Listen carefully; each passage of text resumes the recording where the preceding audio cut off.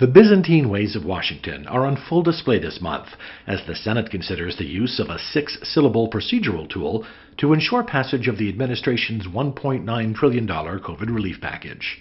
The name of that tool? Reconciliation.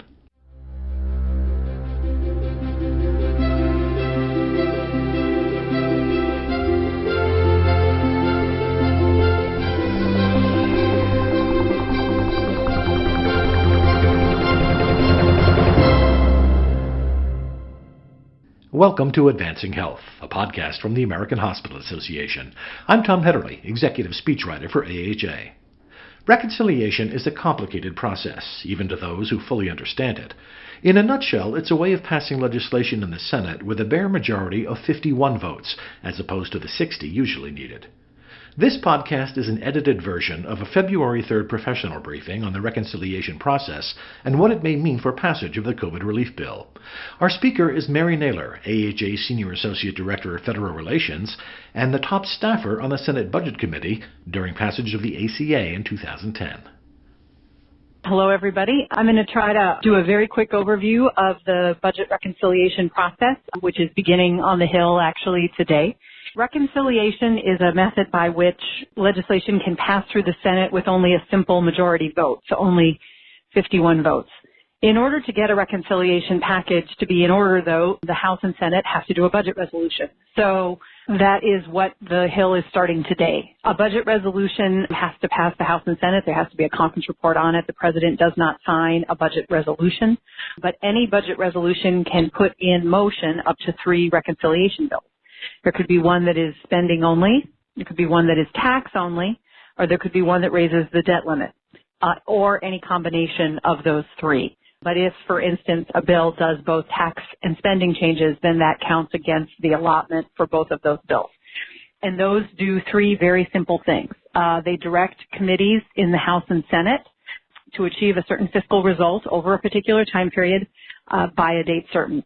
And we saw with the House introducing a budget resolution yesterday, 12 committees were instructed in the House budget resolution, and they were directed to report changes in law by February 16th. So that process is in motion in the House, and an identical or nearly identical resolution is expected to be introduced and begin debate in the Senate perhaps as early as this afternoon.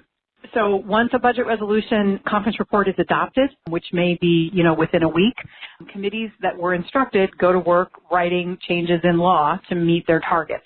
And if you look at the instructions that are in the House budget resolution, each committee has been given a certain amount of money to spend. Sometimes reconciliation is used for deficit reduction, but more recently it's really been used actually to increase the deficit. That was done with a tax bill in 2017, and it'll be done this year with a COVID package. So committees of jurisdiction are given a couple of weeks to mark up their legislation. Because 12 different committees are instructed in the House, the House Budget Committee will package all of those instructions, all of those legislative changes together and send it to the floor.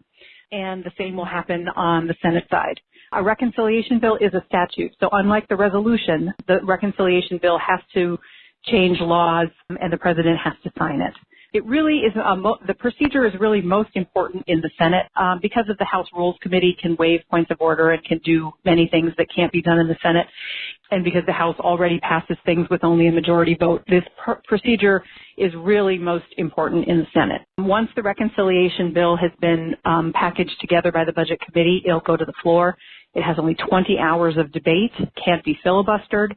Amendments to it must be germane. And at the end of those 20 hours, there's something called a vote-a-rama, which means amendments can be offered with absolutely no debate, and members have to vote on them until members tire of the voting. That can sometimes go on for a very long time. During passage of the ACA, I think we dealt with more than 50 amendments where the voting just went on and on and on for a very long time. You're also going to start hearing and probably have about the Byrd Rule. Because the reconciliation process bypasses the normal supermajority requirement in the Senate to pass legislation, provisions were put in place to try to control what went in it. And there are 6 provisions of the Byrd Rule that attempt to, put in place strictures to limit what can be put in a reconciliation bill. And I'm just going to quickly go over those 6 provisions. A provision has to score. meaning it has to change mandatory spending or revenue. It has to actually have a score. Or it has to be essential to something else that does. If you're setting up a new program and there are many provisions that need to be written in order to make the program work, as long as the program as a whole scores and arguments can be made that the provisions that are in there are essential to making the whole thing work, it's not subject to the Byrd Rule. Committees that aren't instructed can't put in provisions that are in their jurisdiction. So only those 12 committees in the House can put in provisions. Committees that weren't instructed cannot put things in the reconciliation bill. Also, if a committee doesn't meet its target, if for some reason the committee goes over its target, provisions that are in its section are subject to the Byrd Rule. So committees do have to pay attention to the fiscal target that they were given. Another provision of the Byrd Rule is called the merely incidental rule, where, and there will be an argument over this, you've maybe even seen reference to it, about minimum wage. The issue is a minimum wage increase really about its fiscal impact, or is it about a broader policy decision and the fiscal impact is merely incidental to what you're doing on policy?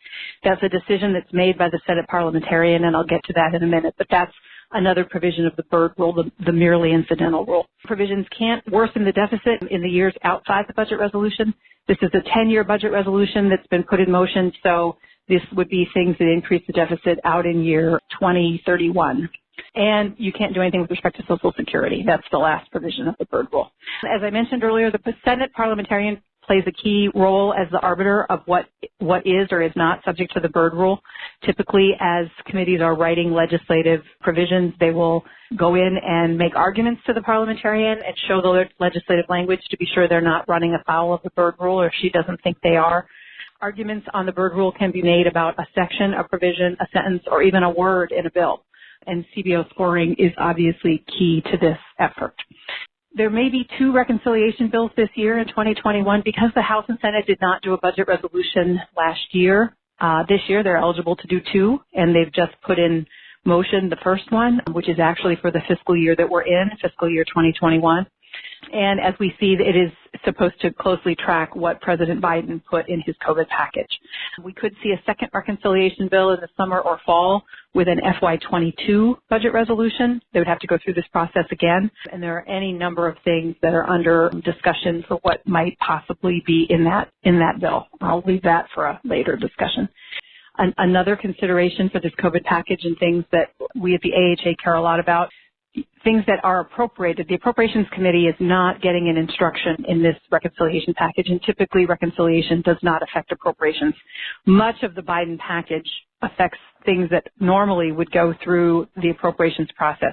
Money for vaccines, money for the PRF, education funding, other things like that. So authorizing committees now must rewrite those provisions as mandatory spending and make them different than what they would have been, in the appropriations process. So it's not that those things can't be included, but it will entail some legislative drafting in order to make them eligible to be included in reconciliation, and then those would go into the scoring of what those committees are eligible to spend. So anyway, I think I will stop there, and I'm happy to answer questions.